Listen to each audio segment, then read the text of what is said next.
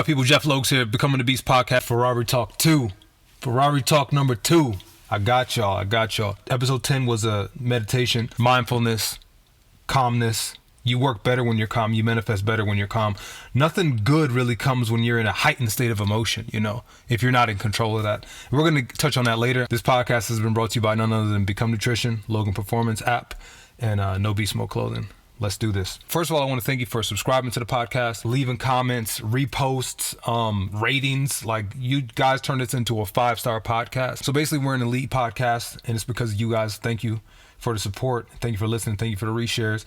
Like I said, I'm here to get you better. You're here to get better. And yeah, let's go. I'm here to have an open mind. I want you to have an open mind when you're listening to this, and I want to give you that confidence and that swag and that aggression that gets me through everything and that helps me do what I got to do. Ferrari Talk 2, man. No further ado.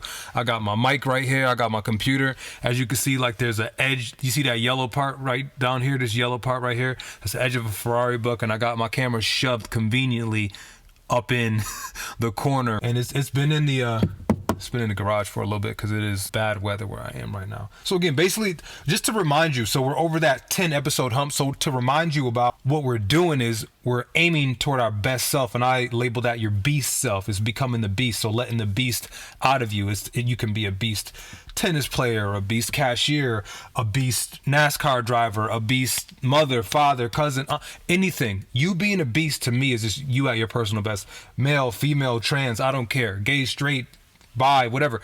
You being your best. That's what I care about. That's what this podcast is for. That's what I'm aiming towards. I want you to give an open mind. I want to shift your perspective. That's why I use so many comparisons and examples and metaphors and all that. And that's how I speak, and that's how I comprehend things. And so let's rock. So Ferrari Talk 2. Ferrari Talk 1 was about self-image. Again, tuning out doubt is going to be like a key undertone in this. Yeah, building your self-image, because that self-image, whoever you believe yourself to be, that's who you're going to carry. That's who you're going to take with you, and that's who you're ultimately going to become. Just throughout all the stress the new year has brought me, I would say January's big advice is don't mislabel people. Don't take people out of what they are and who they are and relabel them and expect them to live up to the label that you've entitled them with, if they didn't agree to that. And that's anything. It doesn't matter. Whatever. Don't repaint somebody. Like, don't paint an apple orange and call it an orange and then bite into it and it's an apple and be upset when it's an apple. Yeah, don't relabel anybody or anything. You're going to get let down. So self-image we talk about. Self-image is how you view yourself in the mirror. Like, what you see. What do you see now? What do you see for yourself? Okay. The past doesn't matter. I spoke on that again, and I put it in the meditation. Tomorrow never comes, because by the time we get there, it's now. It's always now. Everything's now, right? So if everything's now, then won't you put some emphasis on now? Wouldn't you think that now is very, very, very intricate for the rest of your nows? And when you start to look at things as everything's a now versus, my future, but in 5 years, that's a very comfortable way of saying, like, I'm not ready yet. I'm going to do that next year. I'm going to do that tomorrow. In 5 years. Yeah, my 5-year plan. Yeah, it's huge. No, now.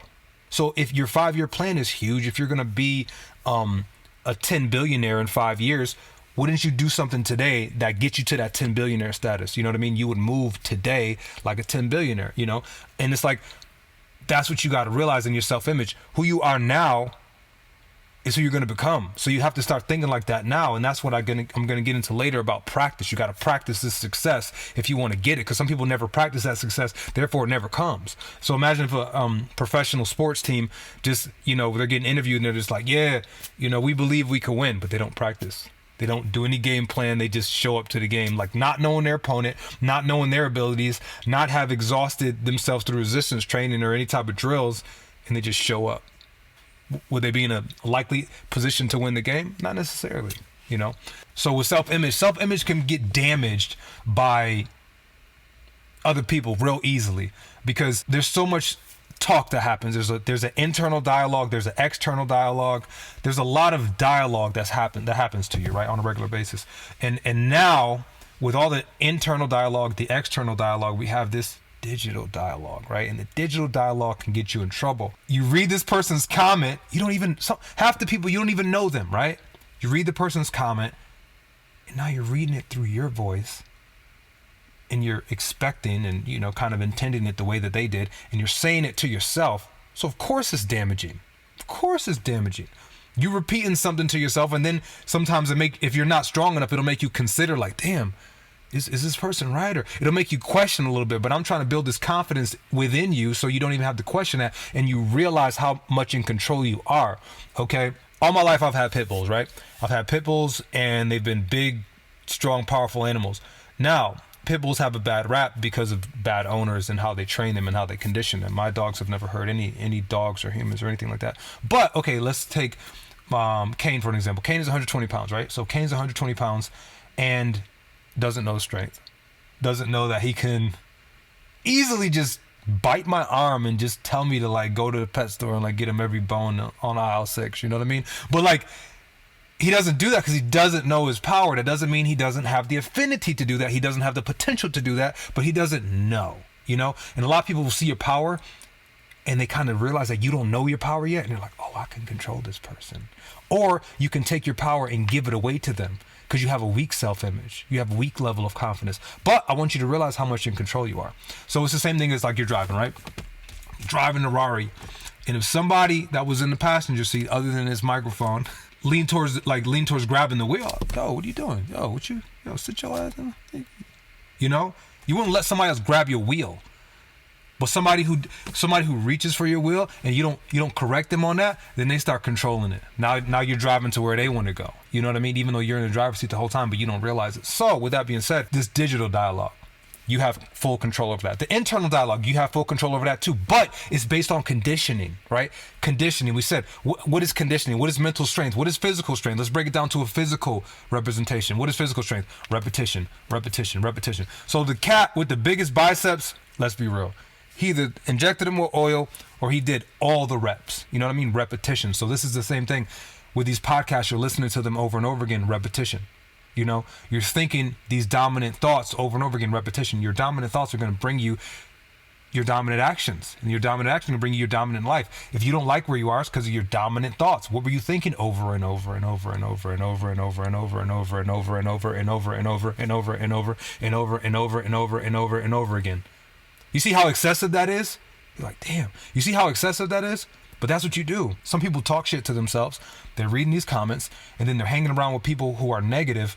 And how could you possibly have a positive self-image with that? So you need to cut things off. And like I said, realize how much in control you are. Realize your power. So boom, someone makes a negative comment. I'm not going to read. As soon as you detect a little bit of negativity, you know there's this thing, right? You can go to their page and stop them from ever commenting on your page again in life.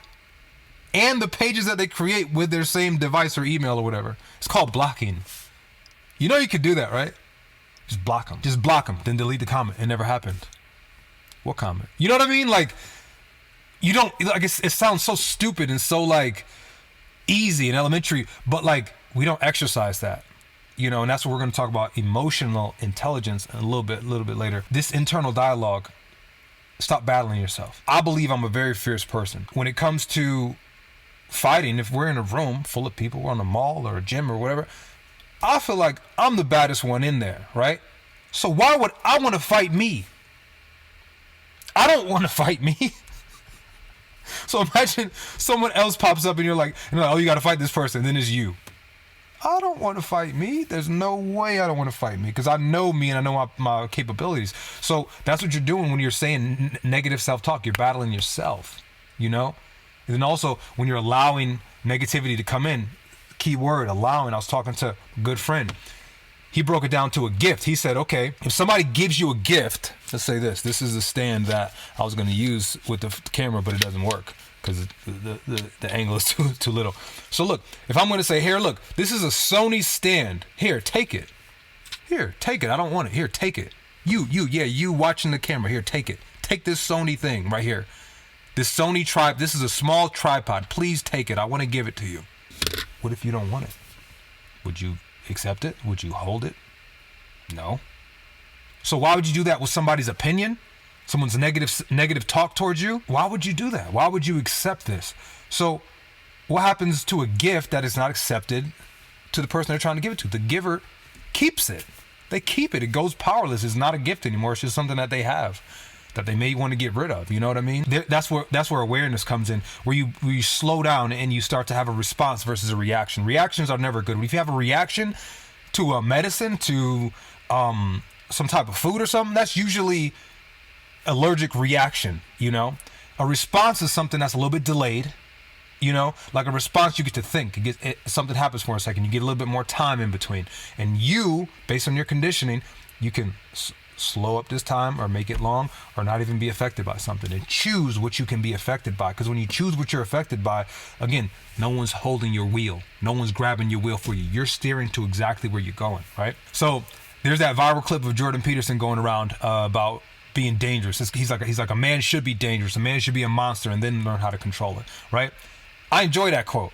Because I feel like that quote defines me, you know, back in 2015 when I was, you know, starting all these businesses. These businesses are not new. None of these businesses are new. Become Nutrition is not a new business. That was 2014, 2015 in my basement, slapping labels on product, fulfilling, shipping, doing customer service, emails, calls, everything, ordering. I was doing everything single-handedly. So like, this is not a new company. You know what I mean? It's like, it definitely changed, but I would say being a monster is cool. And I had another clip in, I think it was episode 7, where it was like, you know, a person wants to do something so bad, they never started, you know? I put in my YouTube short, it goes, dream, goal, plan, action, fact, and then history. You know, it has to stay there. So if it stays in that, it has to go there. So if it stays in that dream state, anybody can dream, anybody can, you know, have this goal or this, like, you know, big idea. I told you to think big before. Now we got to do a big action. So to match that big thought, we got to have a big action to go with that. And then we're going to have a big life. You know, everything's material. I'm going to be all over the place today. And I don't even care. Whatever. Somebody commented on the last Ferrari talk. It was a recent comment. Dude was like, he's like, in a Ferrari, referencing certain religious things. Give me a break. First of all, look at his conditioning. So am I going to get mad at that? No. Whatever. People said way worse things than that to me. You can't hurt this. You know? But it's like he put the word Ferrari and then religion in there. So let's break it down. What is religion? Religion is a set of rules. It's a set of rules at the end of the day. That's what it is, right? And some of those religions vibrate low. Some of the religions vibrate low because there's a certain guilt factor. You know, I don't want someone to do something because they feel guilty. I want them to do something out of the goodness of their heart because they want to, because this is what they feel like doing, you know. But, and then he says Ferrari. So to him, Ferrari's evil, right? Evil Ferrari. How is it evil? It's a vehicle. To me, see conditioning. Look at how I look at it. To me, it's a vehicle made by a company with employees. It's a vehicle made by a company with employees. That's it. When you purchase one, you increase that business. Some of the employees eat. Some of, like, you know what I mean? Like you're helping this company revolve. So who taught you that it was bad? Why do you associate that with something negative? Is it because you've never driven one? Because you don't like them? And then why don't you like them? You know what I mean? Like, I could see, like, I used to be in a negative mindset when everything's negative, and how easy is it to be negative? It's like a domino effect. Oh, there's negative. Then you get with other negative people. Yeah, oh, that's for rich people. Oh, fuck rich people. Oh, this and that. How is this a bad thing? How is a performance car a bad thing? You know, everything you see outside of your body is material. Your body's even a materialization of your spirit. Don't let that go over your head. Your body's a materialization of your spirit. So everything outside of this thing internal, everything outside of that is material.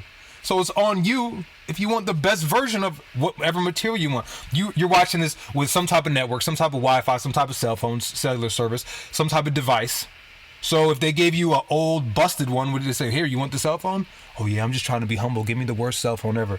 Oh yeah, you know, hey restaurant, give me whatever y'all got out the trash because I'm so humble. I'm so humble. That's not how you live your life.